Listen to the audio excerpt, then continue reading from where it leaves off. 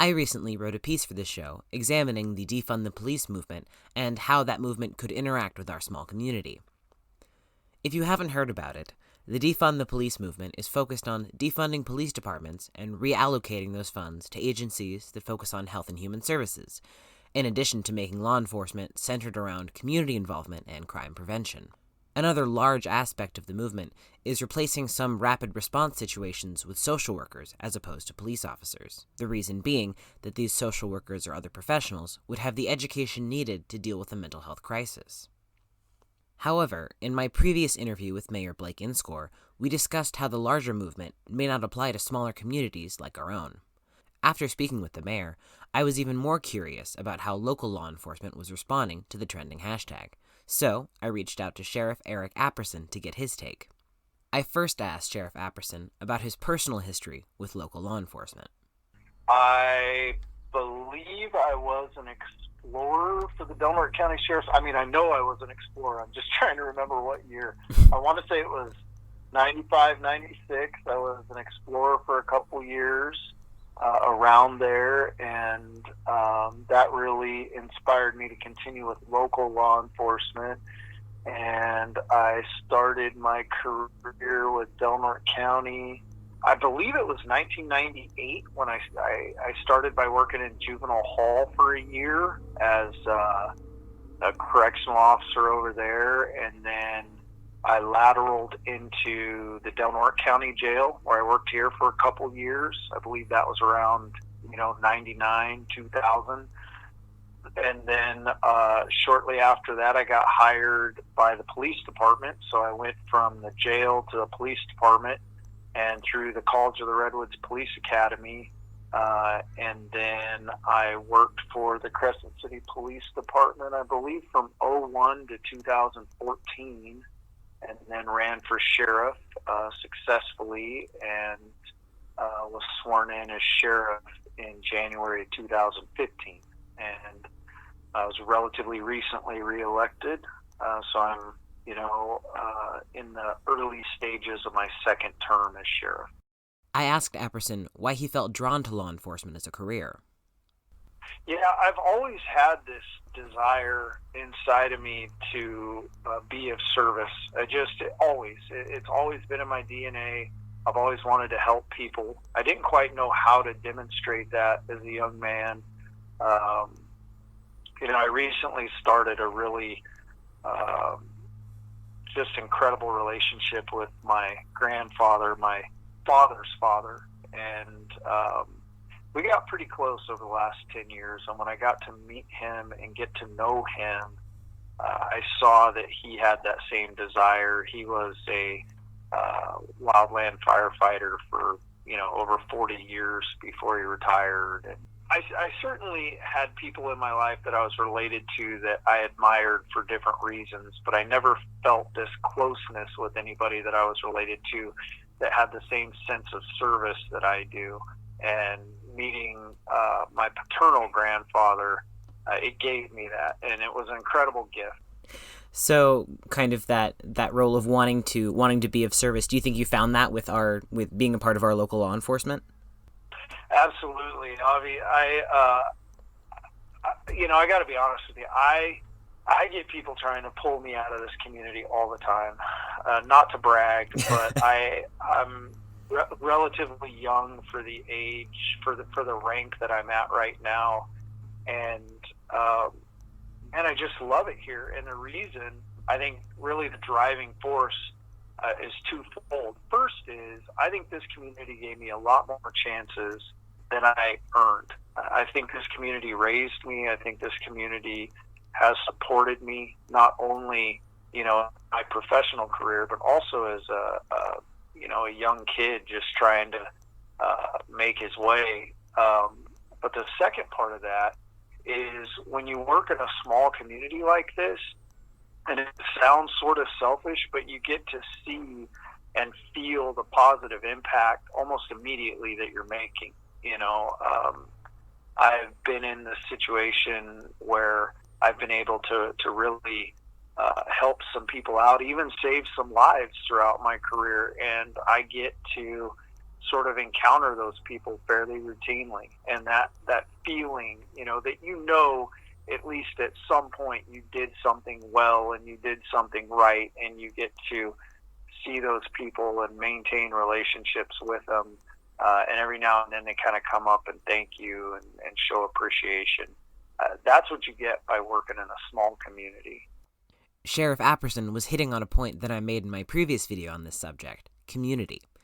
Because we are a relatively small town, we have close connections with our law enforcement. They live in the same neighborhoods, eat at the same restaurants, and shop at the same stores. I noted to Apperson that because it's such a small town, it seems like everybody knows everybody, and he had this to say. Oh yeah, no, trust me, there's times when the lack of anonymity is tough. I've often said I'm world famous in a town that nobody's ever heard of, but but this is my bubble. These are my people. This is where I love. I was born a couple blocks from where I'm talking to you right now, and I'm raising my kids here, and life is good here. I'm 41 now, and I was born here. I've pretty much lived here my entire life, and I couldn't see myself living anywhere else. I wanted to get Apperson's take on the Defund the Police movement, given his status in our local law enforcement. He noted that the topic can be complicated and mean many different things to many different people. Well, there's a lot of layers, much like many of the subjects that are sort of polarizing people right now. Defund the Police isn't really in my opinion, easy read. If you ask several people what they believe defund the police means, there's a strong possibility you're going to get multiple answers. And I think from a philosophical perspective, I see what drives the idea, but I would need to see the practical application laid out. I mentioned the ideas coming forward about replacing some aspects of police response with teams who are trained in de-escalation techniques and have mental health training to deal with those types of crises. Apperson spoke to the responsibilities that the local police have and the importance of rapid response. I think one of the things that people struggle with is that, in this concept of taking money that's allotted to law enforcement and sort of reappropriating it into other organizations that are geared towards, really not utilizing criminal resources to bring a problem, a social problem, to some sort of resolution. Like, I get that idea, and I think the irony is that law enforcement as a whole has been, shouting for as long as I've been in law enforcement, and I'm sure, much longer than that we're expected to take care of too much already. But there's this component that people miss, and it's that we're the fast company. We're the rapid response team. We are the very first of the first responders. And a lot of these social challenges cannot be handled by people with a slow response, no matter what their intent is or how good their training or education or equipment is. And I'll give you some examples. I mean, within the last couple of months, I have no idea how many times we as law enforcement in Del Norte County have responded to overdoses where we've literally saved people's lives with the use of Narcan. Mm-hmm. And if you were to subscribe to the idea of defunding police, you would say, okay, if it's a medical call, we shouldn't go. If it's a fire call, we shouldn't go. If it's a mental health call, we shouldn't go. If it's anything that's not like an in-progress crime that jeopardizes, the safety or well-being of somebody being a victim, then we shouldn't go.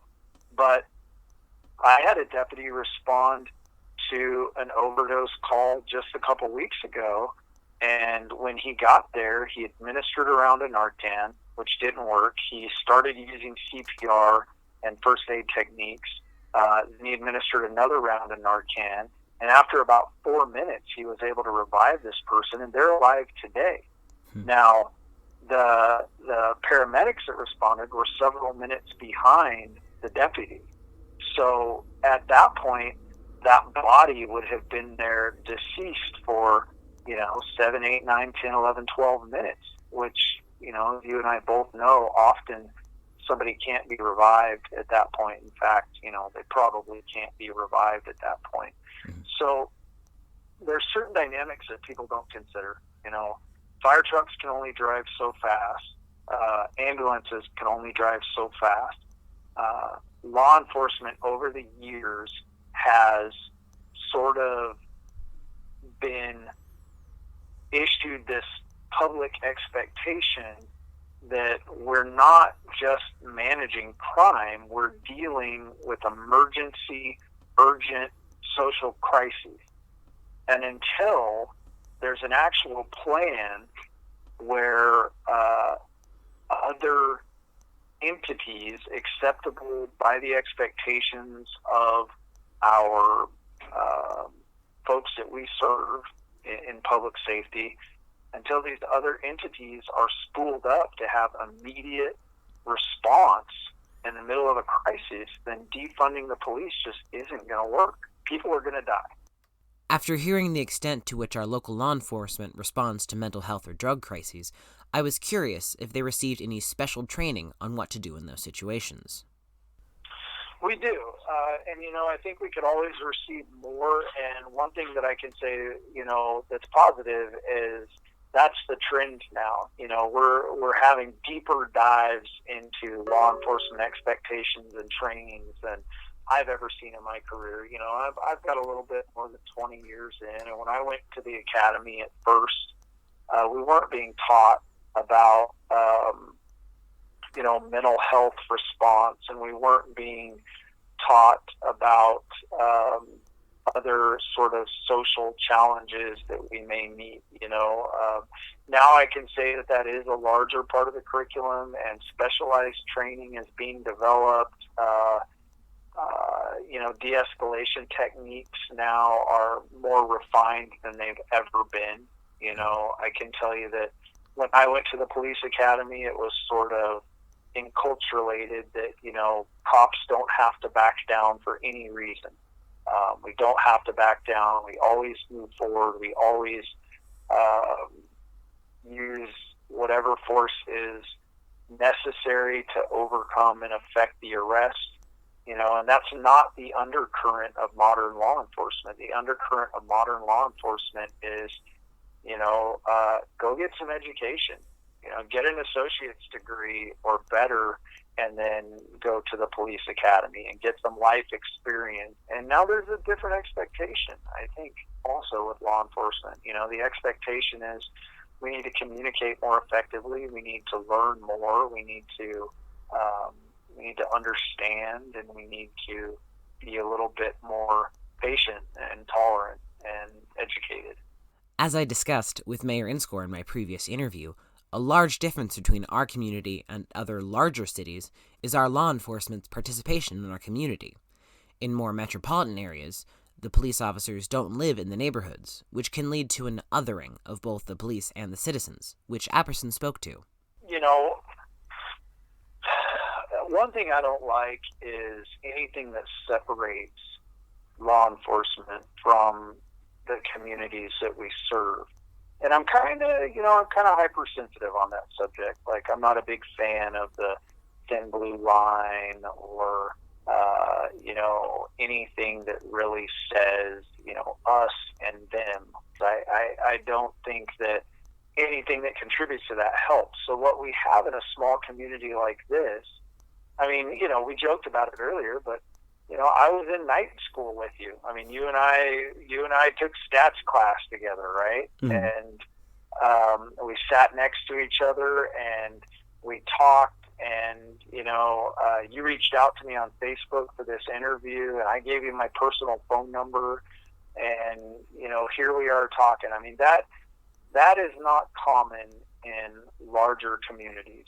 I know that if I go into a local restaurant today, somebody might be making my food that, I arrested them, or somebody on my staff arrested somebody in their family. And it really matters how you treat people.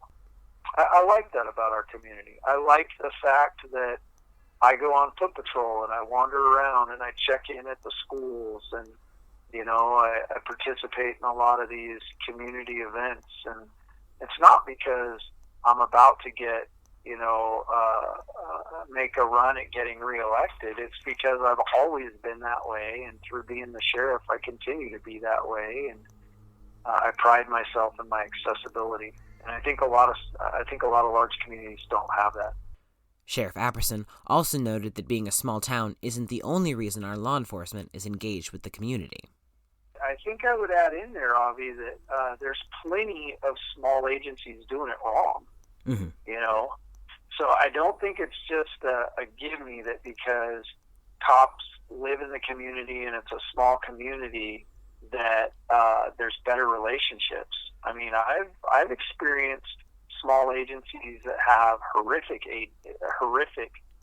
relationships with their community, or individual cops that have horrific relationships with their small community.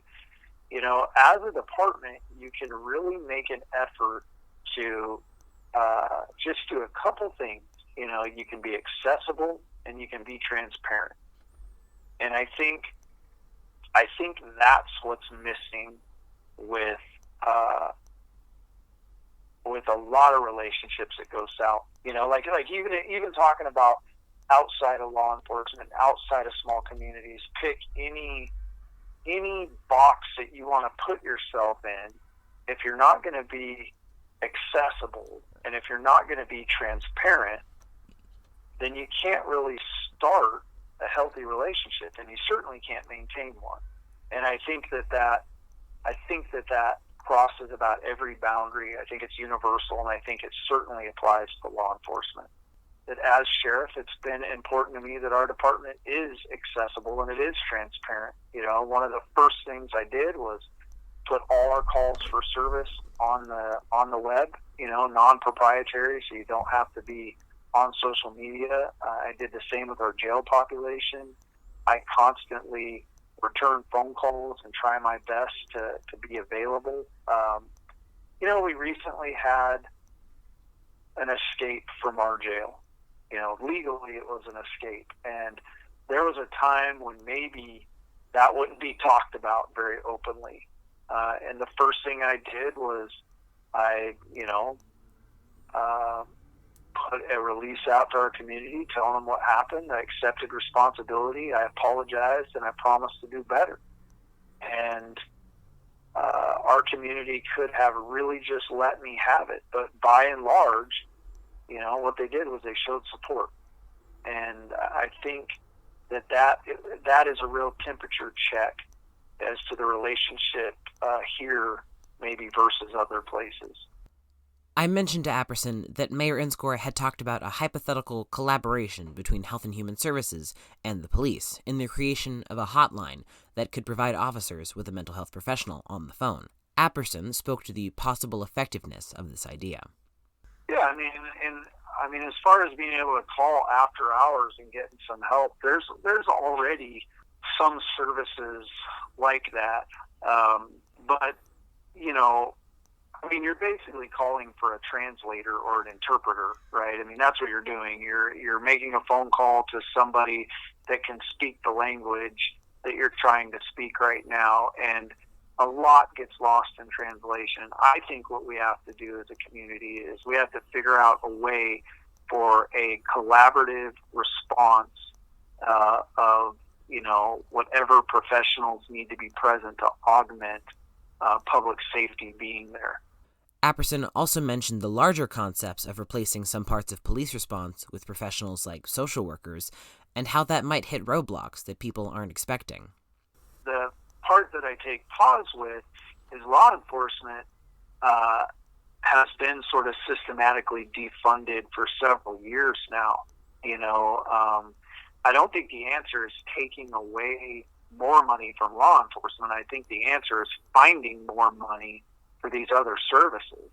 Because, let me give you an example. If somebody's out in the middle of Front Street with a knife to their throat and nobody else around, the Defund the Police movement would have you believe that's not a law enforcement problem.